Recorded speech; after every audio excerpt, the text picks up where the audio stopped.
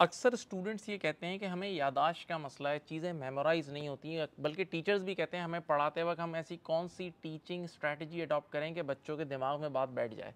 तो एक बड़ा अच्छा लर्निंग टूल है जिसको हम आम ज़बान में कहते हैं निमोनिक्स। इस तरह निमोनिक्स बना बना के याद करना, और ये हमारे इस्लामिक हिस्ट्री में भी यूज़ होती है और बाकी डिफरेंट दीनी मदारिस में भी वो लोग इसका इस्तेमाल करते हैं। आप सब जानते हैं कि जब हुज़ूर सल्लल्लाहु अलैहि वसल्लम मेराज पे गए थे ना, तो हर आसमान पे वो डिफरेंट नबी अलैहिस्सलाम से उनकी मुलाकात हुई थी। तो अब अक्सर बच्चे स्टूडेंट्स भूल जाते हैं कि भाई पहले किन से मिले थे, फिर किन से मिले थे। तो इसके लिए एक बड़ा अच्छा वर्ड याद कराया जाता है, आ या हुमा, अलिफ आइन या अलिफ हा मीम अलिफ।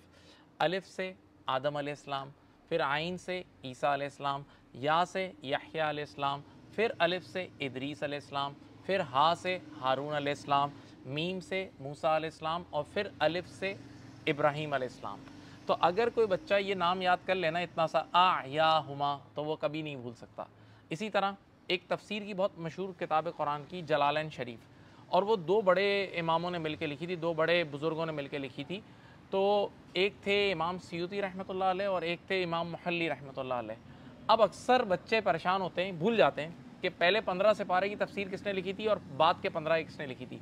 तो इसका बहुत आसान सा एक हल है कि देखें, इमाम सयूती सीन से और मुहल्ली मीम से है। तो अब सीन, अब अगर आप उर्दू के अलिफ बे पे वो पढ़ें तो उसमें सीन पहले आता है और मीम बाद में आता है। तो थोड़ा सा अगर तालिब इल्म को, स्टूडेंट को निशानी लगा जाए, सीन पहले आता है मीम बाद में, और सीन से बनता है सयूती, मीम से बनता है मुहल्ली, तो बस पहले 15 पारे इमाम सयूती ने लिखे और बाद के 15 पारे इमाम मुहल्ली रहमतुल्लाह अलैह ने लिखे।